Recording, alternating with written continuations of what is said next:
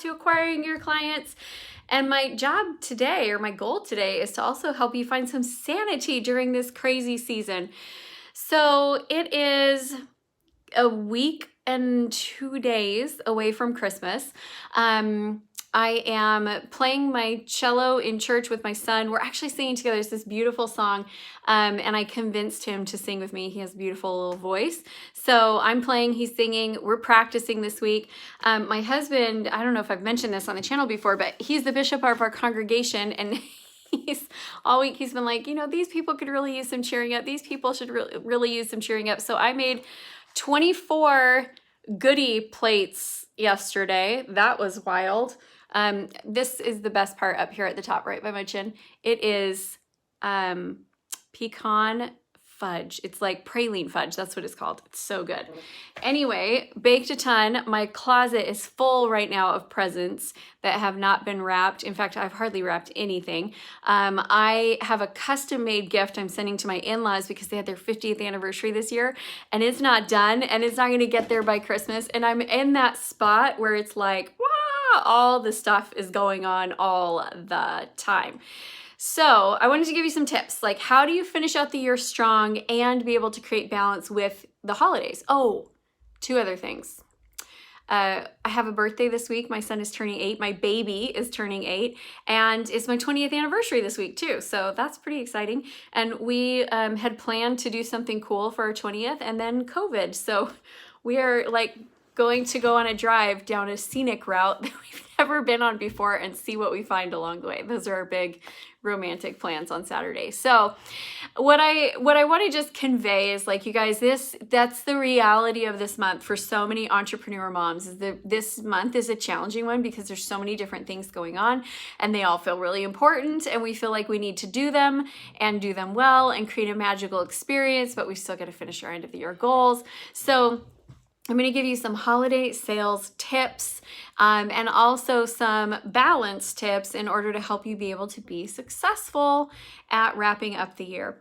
So tip number 1 is to, and I wish I had done this before the 24 goodie, before I agreed to that, is get clear on what your family cares about, because my boys used to love to bake with me. Like, that was their fun thing, was to be in the kitchen and they make a mess and get flour everywhere, and we'd eat cookie dough, and like, they loved to bake with me. My 3 older boys they had 0 interest this year. And then my younger 2 lost interest really fast. They were good for like 1 batch of cookies, and that was about it. And so I told my husband, I was like, I think I'm good to not do holiday baking until I actually have like grandkids or daughter-in-laws who want to bake together, and it becomes a social thing again.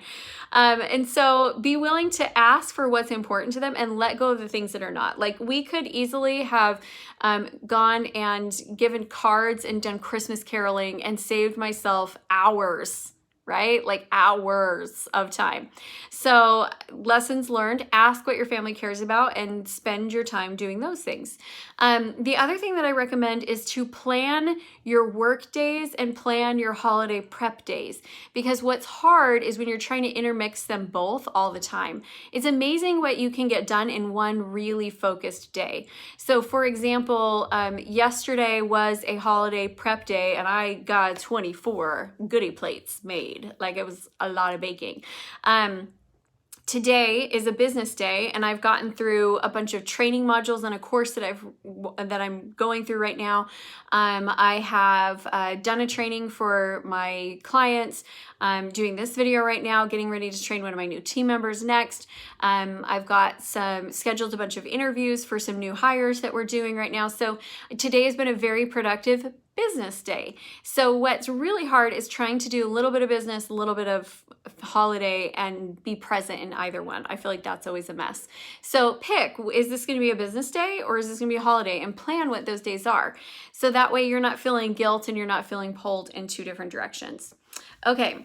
Next tip that I have for you is, this is the week to be scheduling sales calls. for right after Christmas. Because here's what's going to happen right now, and you guys are probably already hearing this, that when you're reaching out to people, you're getting a lot of, oh, will you contact me at the beginning of the year? Will you contact me after the holidays? Will you contact me later? And here's what I want you to say. Absolutely. That's actually when we're scheduling for right now anyway, is, right after the holiday. So let's go ahead and get you scheduled so that way we can make sure that we jumpstart your January really successfully.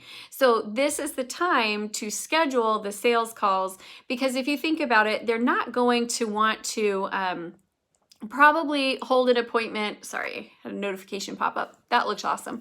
They're probably not going to want to hold an appointment on Christmas Eve, or maybe even once their kids get out of school. So you want to be scheduling this week. You're focusing on scheduling for the week right after Christmas so that you can still close some more of those deals before the month ends, and also make sure that you're heading into January with a really good jump start.